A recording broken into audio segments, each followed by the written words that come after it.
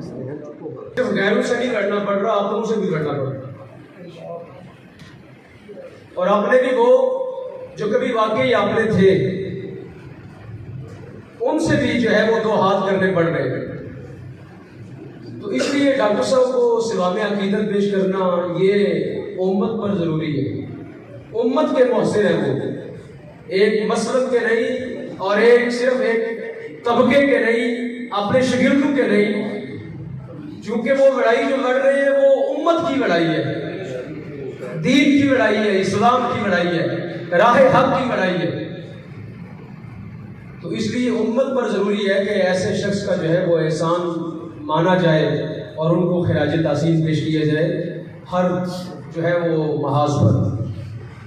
दूसरी बात जो मैं अर्ज करना चाहता हूँ वो ये है कि तासुब और तसव्वुफ जब तक हमारे अंदर मौजूद रहा, अब देखते हैं आज से कुछ 2, 4, 10, 20 साल आप चले जाए ना पीछे, जो लोग बुजुर्गों के पास बैठने वाले थे, उलमा के पास बैठने वाले थे, उनके अंदर अपने मसलब के बारे में तासुब होता था।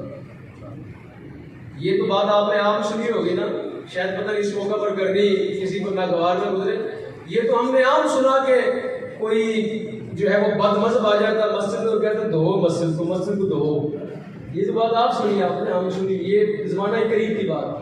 तासुब और तसव्वुफ जब तक बरकरार रहा, ये फितरे जो है वो दबे रहे। जब आहिस्ता आहिस्ता तासुब और तसव्वुफ हमें अपने मसलक का हमारे अंदर से निकलता जा रहा है, ये फितने सर उठाते जा रहे हैं। ये स्टेज के ऊपर वो राफजी खतीब क्यों आ जाते हैं और वो बकबक करने वाले दाएं बाएं की जो है वो दलील लेके तो गुमराह करने के लिए लोग क्यों आ जाते हैं? क्योंकि आगे सुनने वाले तैयार होते हैं उस बात को सुनने के लिए। और आगे अगर सुनने वाले तैयार ना हो तो किसकी जुर्रत है कि नई स्टेज के ऊपर आकर बात कर जाए? तो सामीन मोहतरम, ये तासुब और तसव्वुफ जो है, जब ये कौमी हो या और खानदानी हो तो तब ये बुरा है। मसलब के बारे में हो, मजहब के बारे में हो, दीन के बारे में हो तो तब ये महबूब और महमूद है ये। तो इसलिए सामीन मोहतरम, उलमा की ये जिम्मेदारी है कि वो अपने स्टेज से जो है वो अपनी आवाम को और अपनी बकरियों को जो है वो काबू करें। ठीक है, जब तक ऐसा नहीं होगा, ये नरम मिजाजी और ये मुदाहनत जब तक रहेगी तो लोग हमसे जो है वो फिर तरह तरह के शुबह शुबहात में मुब्तला होते रहेंगे। और जो मैं अगली बात करना चाहता हूँ वो ये है कि ना सिर्फ राफजियों के बारे में तासुब कि ये राफजी हैं, खारजियों के बारे में, दीगर बद मज़ाहिब के बारे में, हमने कादियानियों के बारे में भी तासुब छोड़ दिए। उनको हम जब तक मुर्तद कहते रहेंगे तब तक जो है उनके बारे में हुक्म शरअ वाज़ेह होता रहेगा। आप एक बंदे को आप मुर्तद कहते तो क्या आप समझते हैं कि दूसरा बंदा उसके करीब हो जाएगा? बेफर्ज बाद लोगों ने ये मसला उठाया, जब हमने ये कादियानी की बात की, किताब लिखी, तो बाद लोगों ने मसला उठाया कि जो पैदाइशी कादियानी है वो कुफ्र इसलिए पर है, उनको मुर्तद न कहा जाए।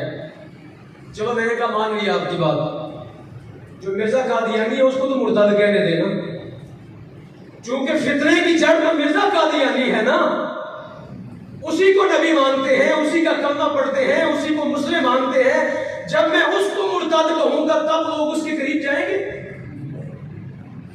तो जब मैं तसव्वुफ और तासुब इख्तियार करूंगा एक बंदे के बारे में तो हुक्म शरअ वाज़ेह होगा। जब राफजियों के बारे में मैं तासुब और तसव्वुफ इख्तियार करूंगा तो हुक्म शरअ वाज़ेह होगा। जब खारजियों के बारे में मैं तासुब और तसव्वुफ इख्तियार करूंगा तो हुक्म शरअ वाज़ेह होगा। जब हुक्म शरअ वाज़ेह होगा तो दूसरा बंदा उसके करीब जाने से कतराएगा।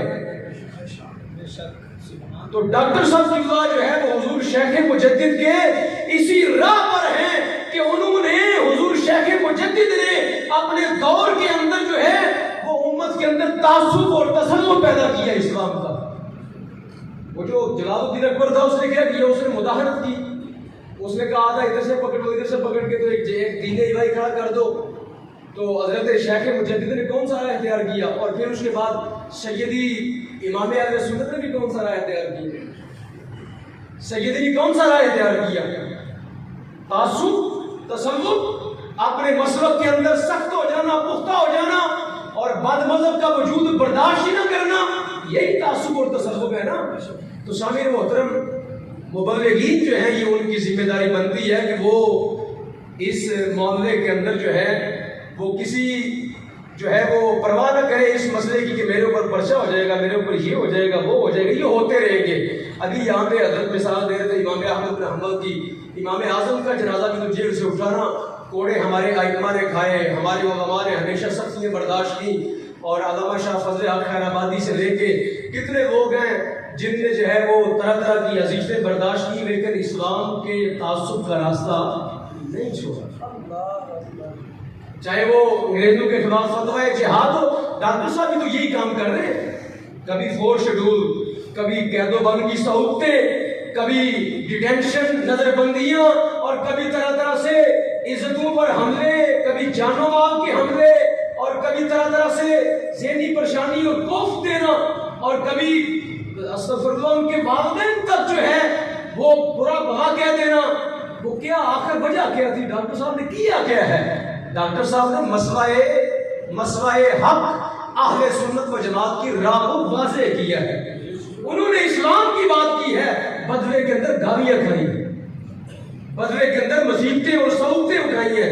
तो मेरी आपकी खिदमत में ये गुजारिश है कि आगे ये 7 सितंबर भी आ रहा है, यौम तहफ़्फ़ुज़ खत्म नबूवत भी आ रहा है, 7 सितंबर आ रहा है, अभी रह गए 7-8 दिन।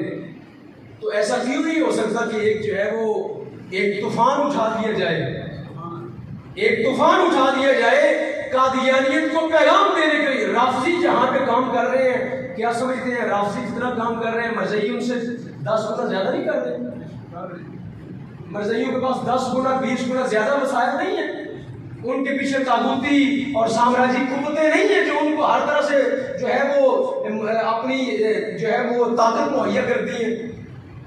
तो राफजियत जो है जहाँ पे इनका मुकाबला है, इनसे बढ़ के कादियानियों का भी मुकाबला है। तो मेरी आपकी खिदमत में गुजारिश है, 7 सितंबर आ रहा है, खुदारा तूफान उठाइए, ठीक है? 7 सितंबर जो है ये आ रहा है, इसको मनाइए अपनी मसाजिद के अंदर, अपने मदारस के अंदर, अपने मराकज़ के अंदर, बच्चों के मुसाबके, मुकाबले, और इस सिलसिले के अंदर जो आप कर सकते हैं थोड़े वसाइल के अंदर ज्यादा काम करके दिखाइए।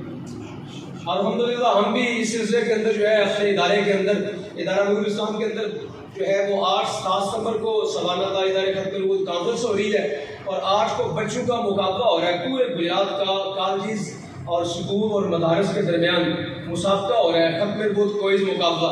आपको दावत है कि आप अपने मदारस के बच्चों को लेके आए, आप वहाँ से निसाब हासिल करें, और इस हवाले से बच्चियों के तालबात के मुकाबले हैं, दीगर जो भी आप ज़राए इख्तियार कर सकते हैं। खत्म नबूवत वाक्स हो सकती है रोडों के ऊपर, और जो है वो प्रेस क्लबों के अंदर प्रोग्राम हो सकते हैं दीगर। यानी 7 सितंबर आए तो यूं लगे जिस तरह मिलादुन नबी का मौसम आ गया। मिलादुन नबी आप मनाते हैं, बेशक सुभान अल्लाह, बड़ा भरपूर मनाइए, लेकिन ये दिन जो है ये अजमत में उससे कम तो नहीं है। इस दिन रसूल करीम अलैहिस्सलाम की खत्म नबूवत का जो है वो अलम बुलंद किया गया है। हमारे अकाबरीन ने वही जो डॉक्टर साहब को आज मसाइल दरपेश है, किसी ज़माने के अंदर मौलाना अब्दुस्तार खान नियाज़ी को पेश नहीं थी। सदाए मौत की सदा होना ये कोई छोटी बात है। अल्लामा सैयद अबुल हसनात कादरी को ये मसाइल पेश नहीं थे क्या? हजरत जो है वो अल्लामा अब्दुल मुस्तफ़ा नज़री को ये मसाइल पेश नहीं थे? डॉक्टर साहब को जो आज मसाइल पेश हैं, कल ये हमारे बुजुर्गों ने कादियानियों के सिलसिले के अंदर भी सारे पेश किए।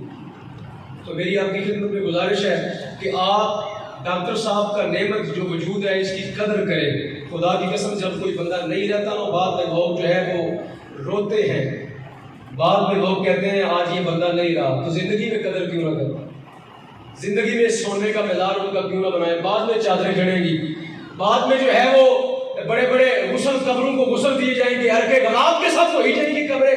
जिंदगी में उनकी कदर क्यों ना की जाए, जिंदगी में उनको सोने के ताज क्यों न पहनाए जाए, जिंदगी में जो है उनके नेमत, उनके पाँव के अंदर हर किस्म की नेमत क्यों न डाल दी जाए।